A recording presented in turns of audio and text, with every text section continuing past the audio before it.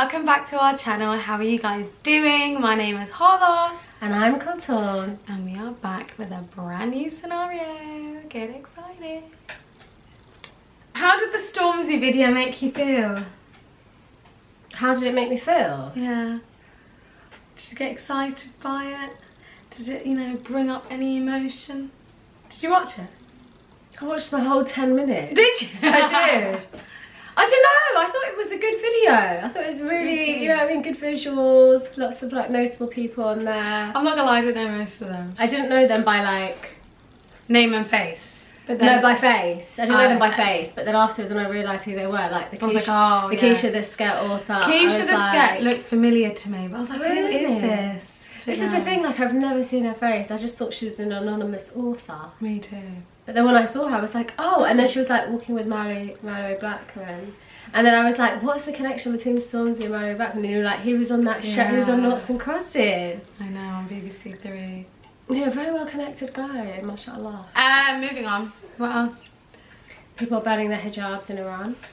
I know, subhanAllah, it's so sad. I mean, I can see why. It is a big gesture. But I can see why they're angry. I understand the understand anger why behind it. Because I think it's similar to like Al-Shabaab. But like, when you constrain people to like, you force people to believe in a religion, I don't think it's fair, and it's not the way Allah. It's not so much about like, okay, yeah, one aspect is the force, but it's like you're killing people for not. Do you know what I mean? What you believe. And it's not, and the thing is, it's not that they don't even believe in hijab. It's like people go through different stages. Stop forcing it. Yeah. Do you know what I mean? And then I also think like, how much of it, you can't be that, like I always think people that do stuff like that, you're such a hypocrite, because are you telling me that you don't sin in private?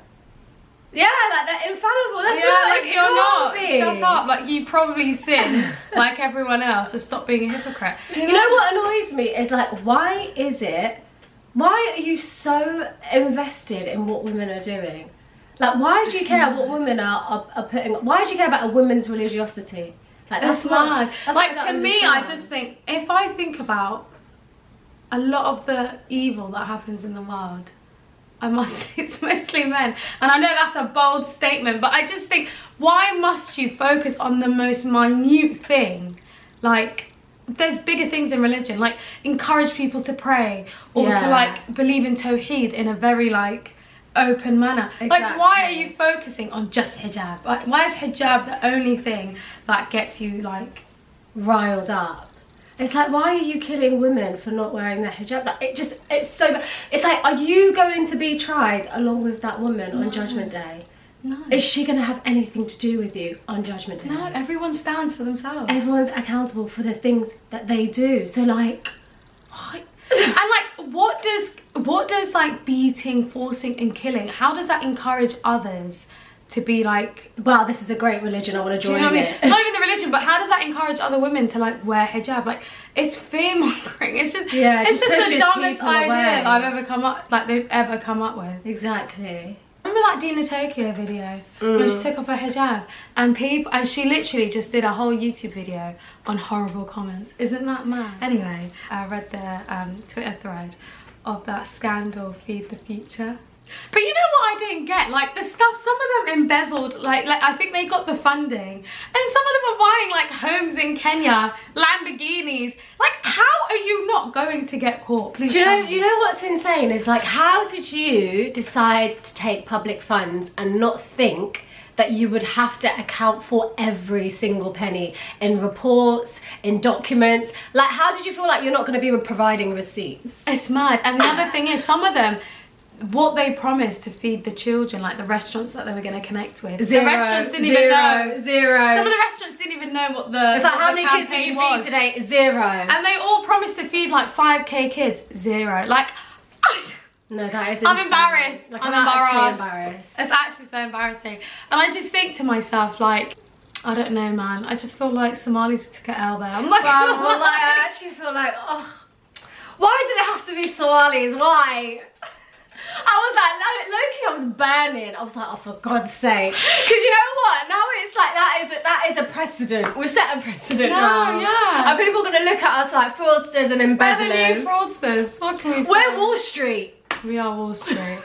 But yeah, no, honestly, I mean, obviously we'll wait until everything happens. We don't know, we're just it's alleged. That's true. It's an ongoing court It's an ongoing case. court case. And there is an Adele lady at the top. Oh yeah, Amy Bock. Oh yeah, Amy was the worst one. Amy was the She was leader. embezzling a lot of money, I tell you. Yeah, it was a good idea. I mean, it started off like nice, righteous, and then people got greedy. I wouldn't even be mad if they fed the children and like took a little 10k, cool. But like, you spent all the money on yourself. Like that's selfish. There's $250 million in total. Like that's insane. Someone was getting 1 million here. Someone was getting 6 million there. This woman was sending like I think 6 million to her husband and then funding his restaurant. But the restaurant didn't even provide food for the kids. It's sad, I don't know, man. May Allah guide them, may Allah guide them. You know, hashtag Somalis are back to being pirates again. It's actually, let's put the cred down a bit. No, yeah. Now we need a few videos from Chunks and Sharky. Get the PR program going. Exactly, we need to start changing the minds of, yeah, again. Exactly. It's just a bit awkward. Anyway, Chunks saves the day. Please, Chunks, save the day for the Somali reputation in the Western world. I beg. We need a bit of a cafe in there as well. Do a bit of dancing. We need to get a cafe to say, are you serious? Well, like, Somali social media needs to come together and just change the perception of the Somalis in people's minds, because boy, I don't want to go back to the years the Somalis are hated, where every corner, you know, the foreheads were getting cut. Do you know what I mean? We were being told we smell. Do you know what I mean? It's just I don't want to go back. I don't want to go back to the dark ages. I know, I really don't. You know what I mean? So, we've made excellent strides in recent years, so we have. We've got to keep that energy going.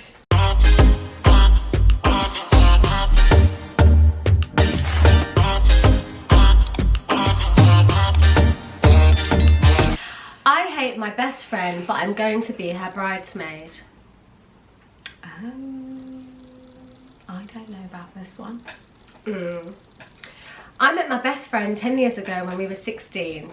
I didn't like her at first, but she saw me laughing and decided she was going to be my friend, and so she would constantly make conversation until I couldn't ignore her, and we became best friends.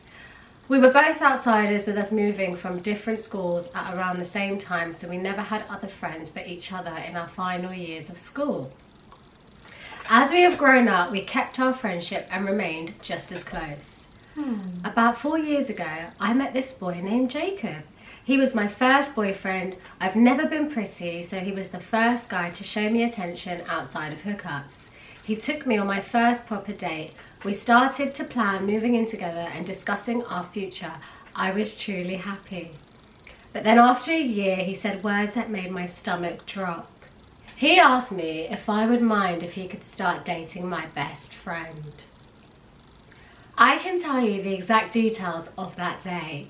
I had just finished work. I had a really good day because my favourite dog had come in and I was on my way back. My phone rang in the car and Jacob said he wanted to talk. He told me he had been talking to my best friend for a while and that he fell in love with her and wanted to know if it was okay to start dating her. She also felt the same way about him, but said he had to get my permission before they took things further out of respect. Now that's... She's a snaky one, that one. Wait, it gets worse. Sophie, my best friend, has always been the pretty one, which has never been an issue. Of course, she's beautiful and I tell her that all the time. So in my head it made perfect logical sense. I just said it was fine. I packed Jacob's things out of my house and handed them to him with a smile and congratulated them. It wasn't until the next day I even cried or got angry. But ever since, the resentment has been building. It isn't like a I hate this bitch kind of resentment. I'm still her friend, but it's like I can't be with her for longer than a few hours or everything she does starts to annoy me. Oh my God. Well, this one was too nice. Why does she look at her phone so much? Why does she expect me to buy her so much? Why is everything she says only about her? Why does she talk over everyone? You know, just those tiny things you used to ignore become unbearable, so I have to make an excuse and go. No, they're not friends anymore. There's no The moment she started chatting to her man, they're not friends. They're not friends anymore. What the Like hell? this girl, she has a lot of sabr. She's too nice. Yeah. Bit of a pushover if you ask me. So let me get this aligned correctly. So she's with her boyfriend, and then the boyfriend's chatting to the best friend. And then asks her permission so that they can be start together. And then now she's obviously got these like... And she's still friends with the girl. But it's just a really standoffish friendship. It's not like a normal friendship gonna eat anymore. away at her. Yeah, and it's gonna get worse. Well, now 3 years after the breakup, they're getting married. Oh no, it's not the happy ending I wanted. And she wants me to be her head bridesmaid. That audacity! I don't want to say yes. The thought makes me feel sick. I hate my best friend so much. Oh no! It's the way she said, I hate my best friend so much. It's your best friend. I was like, is that not like she shouldn't be your best friend anymore. Isn't that like a juxtaposition? I hate my best friend so much. I don't want to be part of her wedding, but I know I will say yes. I've not done this to... No, she's digging herself a hole now. I'm sorry. She's done this to herself now. She said, because if I say no, it will make her unhappy and I'd become the bad guy. So how can you be the bad guy? You already hate her. You're manipulating her. So I'll be the head bridesmaid whose one and only boyfriend left her for the bride. And I'll smile and act happy. Maybe the universe will have mercy and have a truck run me over on the way to the rehearsal dinner or something. Okay, my one thing to you is you are being a really big pushover right now. You need to stick up for yourself and leave this space because it's not healthy for you. That's all I've got to say. That's it really. That's it. Do you know what I mean? Say, you know what? This is the perfect. We need to insert that. Remember that guy Lee from Blue when he was chatting to that girl? Casey. In Big Brother. And then Jasmine came in. And then the mum came in. And then the mum was like, darling. He's mugged you off. He's mugged you off. He's mugged you off. And you're still there. He's like, darling. She goes, darling. She holds her. She goes, darling.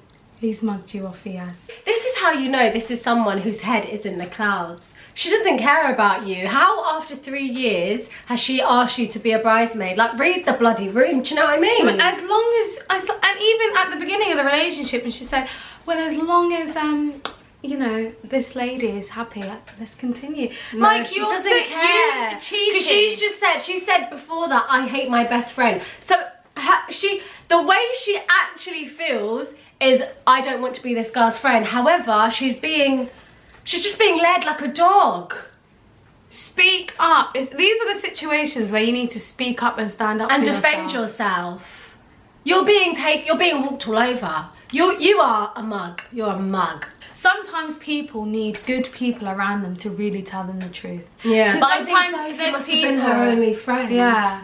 Because sometimes people really take the piss out of you, but because you care so much about what they think, or the fact that you don't have friends, or the fact that you know, you're gonna lose this relationship that you depend on for contact, that you're putting that's yourself the be all back. and end all. But there are other relationships, other friendships that you can have. You know what it is, she's so sucked into this like toxic world. She feels like shit. Her two best friends essentially are like moving on with their lives. She probably feels like she's like back behind. She's already got those like negative self-talk thing going on where she doesn't think that she was worthy of the guy in the first place.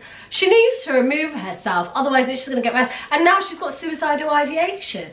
Oh, that's so sad. Yeah. No. It's just getting worse. You're like, the more you think about it and the more you're in that space, the worse you're going to feel. So you just have to get out of there. Can I just say one thing? I really thought about this the other day. I was like, let's say you're not let's say, I feel like the more confident you are, the more attractive you are. Like, even if you're like, I can never say someone's ugly because it's all perception what people like, but like, even like the most unattractive man, if he's got like a certain confidence to him, a certain pizzazz, sauce, do you know what I mean, a little bit of sauce, that adds an element of something. Do you know what I mean? And it's the same with like girls. Like, I'm sorry, I can't ever say a girl's not attractive, but I will say, if you carry yourself a certain way, you will always have something. Do you know what I mean? Yeah. You can never ever make yourself, even if you're not feeling the greatest, or like you've gained a bit of weight, or you're not feeling your best at some point, if you've got it in your head, I'm the shit. Do you know what I mean?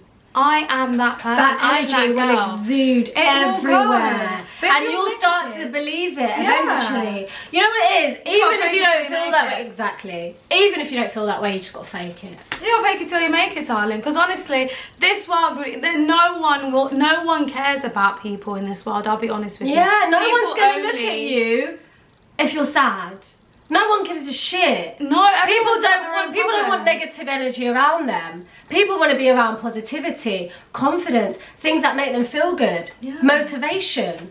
So just exude that. Be that for yourself. You know what I mean? And it's gonna be hard, but honestly, you've just got to push forward. You've got to push forward, because I feel like this woman has been in this rut for most of her life, and you just need to make yourself believe, I need that glow up, and I'm gonna get it. So you know when you have a bad breakup and you're like, right, I need to bust the F up. Do you know what I need to be a bad bee? Yeah, she didn't go through that. She's just been in the shadows looking at these two get on with their lives. And you need to, darling. You know what she reminds me of? You know that cartoon Inside Out? She reminds me of Sadness. Yeah. Doesn't the blue one. The blue.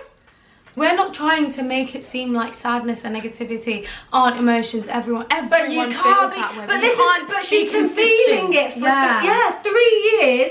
The woman's announced that she's getting married. She still feels the same way. She's still in the same space. That is so unhealthy. Do you know what I mean? And you need to also think, in the spectrum of things, when we have problems, we just look inwards. Like, we look into our circle, into the space that we have. But there's a whole world out there.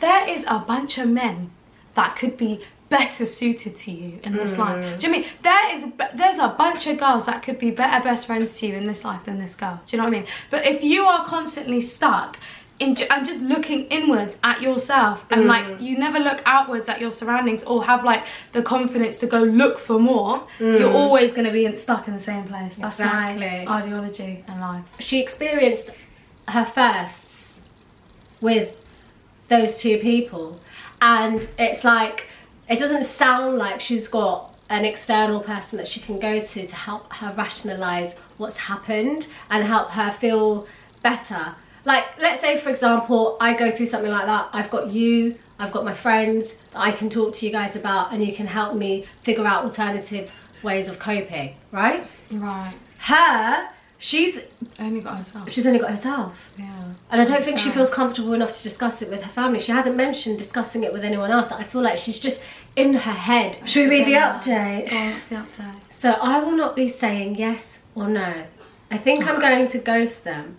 Oh, that's the worst. Oh, she just pussied out. She actually pussied out. She should have just said no. She took the easy route out. Alright, go on, Kate. I would have loved to tell Sophie about herself. I'm moving states anyway, so I can move up the date from mid next year to February if I want. I know they'll talk shit about me behind my back, but I don't care anymore. I won't be able to hear it. I'll be on a 3-hour plane ride away. I will also block them on everything. They also don't know I'm moving because they never asked or care, so it sucks to be her when she finds out. Because if I don't say no to being a bridesmaid, she'll assume yes, and so she will be planning as if I'm involved even if I don't join. Minor update. I spoke to my boss at my new job moving up the date of my move to early next year, and they said I can move the date up to late November if I want to, because of the December rush. They will need an extra pair of hands. So basically she is saying I'll be gone by the end of the year. I have 2 months to go house hunting and go. Oh, it's okay though, Colton. Sometimes it takes a while to get courage, and I think she took a good step here. She took a good step. No, it would have been worse if she sat and actually sat down watching this girl put on her wedding dress, be her bridesmaid, I'm not saying that. I'm just saying that there should have at least have been a chat between these three people. I agree. But I mean, I'm not saying, I'm not trying to say like, oh, there should be confrontation, should be shouting, but it's like, this Sophie girl, I told you, her head is in the clouds. She doesn't care. She's very self-centered. She doesn't realise that her friend has been suffering for 3 years. Now, it would have been nice for the girl to just go to Sophie and tell her how this whole process has made her feel.